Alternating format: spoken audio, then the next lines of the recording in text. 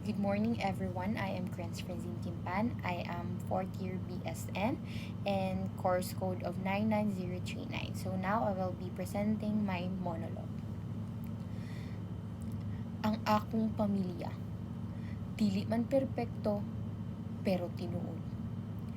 Kung pangutan-on ko, unsay pinakadako na kong bahandi. Dili kwarta, dili gamit, dili kalipay, nga dali ra mawala.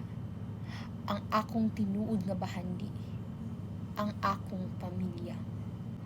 Wala man ko kasinati nga kumpleto mi sa sinugdanan. Ang akong biyolohikal nga amahan, wala sa akong tiliran. Pero bisan pa man, wala ako mag-inusara. Kay bisan gibilin ko niya na akong mama nag-amuma sa ako. Ang akong mama, siya akong haligi ug dingding sa tanan nakong kalisod. Bisan kapoy na siya, magpabilin gihapong ligon. Ang iyang mga kamot puno sa kakapoy, pero sa likod ana, puno pud sa gugma. Siya ang akong giilang amiga, akong kumpiyansa, ug ang akong inspirasyon, ug ang akong ama-ama. Siya ang nagpuno sa kakulang.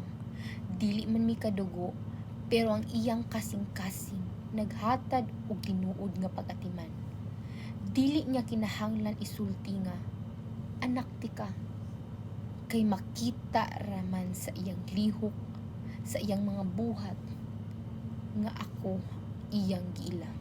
Maubitang usahay maglingkod ra ko. Maghunahuna sa akong kaugalingon, ug muingon, salamat Ginoo. Dili man perpekto ang akong pamilya, pero tinuod. Dili man puno sa material nga butang, pero puno sa gugma. Kay para nako, ang pamilya dili lang katong magkadugo, kundi katong magtinabangay, maghinagalaay, ug maghigugmaay. Bisan unsa pa may mahitabo.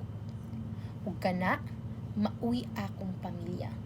Ang akong kusog, ang akong kalipay, ug ang akong tinuod nga panimalay.